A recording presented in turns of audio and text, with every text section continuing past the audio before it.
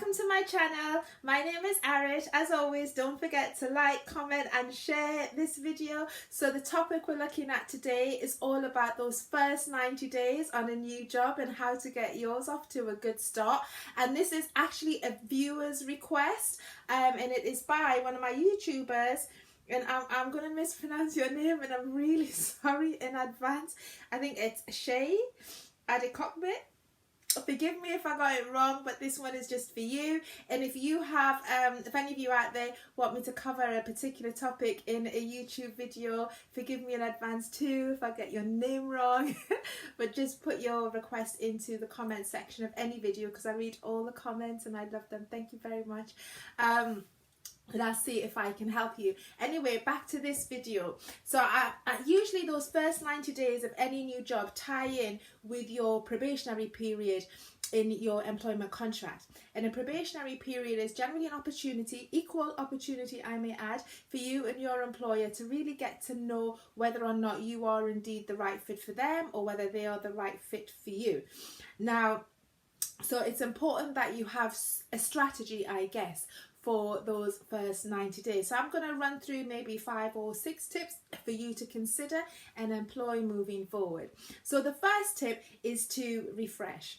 So before you even start your job, I want you to go back over your vision, over the company vision and values, in your own personal career vision and values, because the two need to interlink. And people always say to me, often say like, why do you talk a lot about company vision and company values? Well, nobody wants to join a sinking ship. So it's really important that a company has a vision that indicates its ambitions for the future. And when it comes to values, well, values really underpin who we are. You know, they are those kind of life principles and standards that are important to us. And I often find that when there's conflict in the workplace, it's often because you can trace it back to a conflict in values. So it's really important that you understand what the vision and the values are, because they're meant to align as much as possible with your own, and it really helps you to have a successful impact and experience within that company. So know them. Also, when you're doing your refresh, go over any notes you might have taken during the interview process as they relate to your job, the team, projects you could be involved in. Just give yourself a good old refresh. So the second thing you want to do is pay attention to the induction. Now, a lot of companies have inductions for new employees, and sometimes, and I know that because when I've had employees and we've done inductions, I can see it's gone right over their heads. But it's really important that you do it, because the induction process really is about inducting you into the ways of that company, all of their policies, their boundaries, their benefits, and when they share that information with you, they're doing so that you will line up with them. So you want to avoid getting yourself into hot water by, taking in what you're being taught during that induction. Now, if it's a long thing, some of it might go, way over your head or in one ear and out of the other. But make notes throughout the process so you can refer to them. And inductions also, pay attention to any handover notes you were given from the person who did the job before you. Now, it's super easy to ignore those and just really get in there and give the job a go, or a particular project a go. But those handover notes were written to lay the foundation and make things easy for you. And I know that sometimes it's easy to blame the person that's gone when things go wrong, which is never a good thing to do, but we've all been guilty of doing that. But do read over their handover notes. The third thing you want to do, which is very important, actually probably the most important out of all of them, is to set clear objectives.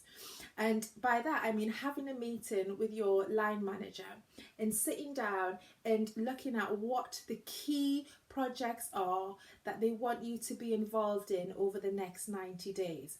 And within that, you also want to look at how the communication, or how they communicate and how they like to be communicated to. Like me, for example, I'm not someone who loves a lot of emails.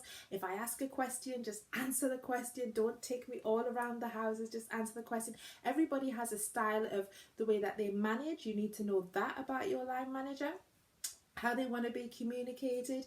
If you're about to manage a team, you need to know the dynamics of that team, like who are the people that you need to get on side, who are the people that are going to need more support from you.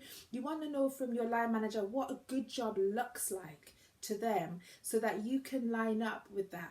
And if there's been somebody in that role before you, also ask what worked and what didn't work. These might be things you covered in an interview, but if not, that first meeting with your line manager, which I suggest you have in your first week, and you call it, if they don't call it, should really lay out your expectations for one another. And out of that, you want to form maybe 3 to 5 SMART goals that you will work on over the course of that 90-day period, and have those signed off and agree them with your line manager, because that way you're both on the same page. And at the end of that 90 days, particularly if it forms part of your probationary review, you've got some key benchmarks to measure your performance against. Because if you don't have any objectives at the beginning, then you can't really say what has worked and what hasn't worked. So do set those objectives. Now, the next thing you want to do is to start to build relationships. Now, I always say the key people of influence are not always the people higher up the food chain. There are people within the organisation that really do determine sometimes the tone of a department. So it's important that you start building relationships from the get-go. Some companies, they have inductions or get-togethers for new members of the team. It could be like a team lunch or a departmental lunch. But in some organisations, they don't do that. I suggest don't be afraid if they don't do it for you to do that. Just invite everyone out for lunch together, or you can all eat lunch in the canteen together, just so you can start to build relationships, because you're going to be working with these people possibly 40 hours a week, so you need to know who they are. And if you are managing a team, you want to take people out individually for lunch to get to know what's working for them in the team, what didn't work previously, where they want to go career-wise, what they're enjoying about their role, what they're disliking about their role or the company. Get to know them. And also think about the office politics. Now, understand the politics, because there will be politics, but try to avoid getting involved in them, but ultimately start to build those relationships. Now, the next thing you want to think about is, and I always say this, is under promise and over deliver. It is super easy when you start a new job, you want to make a good impression, so it's very easy to say yes to pretty much everything that comes your way, which can, and if you've got an 80-hour and you want to work 80 hours in a week to get everything done, then, you know, be my guest. But you also have to be realistic. The reason I say under promise and over deliver, and what I mean by that actually, is that if you know a task or a project is going to take you a day to work on, then say it will take you 2 days, and you may well deliver at the end of 1 day. And the reason it's important I feel it's important to under promise and over deliver, because it helps you build trust, and it also gives you a little wiggle room should things not go according to your original plan. Because what you don't want to be doing is the kind of person that says, yeah, I'll get it to you by tomorrow, thinking that it's really great to get it in such a teeny time, you know, piece of time, and actually really you haven't looked at the project properly, and then you don't deliver on time.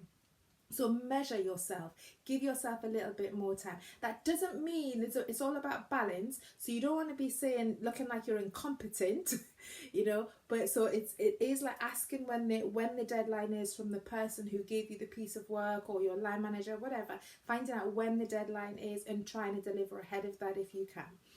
The next thing you want, also within that, I must say, when I think about deadlines, is if you know you are not going to be able to meet a deadline, say so in advance, along with possible solutions to help you close the project. The last thing you want to do is to say at the point at which you're meant to be delivering something that you can't deliver it, because you don't know, particularly in an early stage on that job, what impact that's going to have on other members of your team. Like, had they known earlier that you couldn't deliver your component of whatever project you're involved in, they might have been able to make alternative arrangements.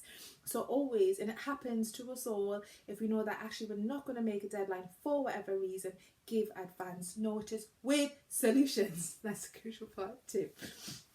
And the next thing you want to do is to be teachable and patient.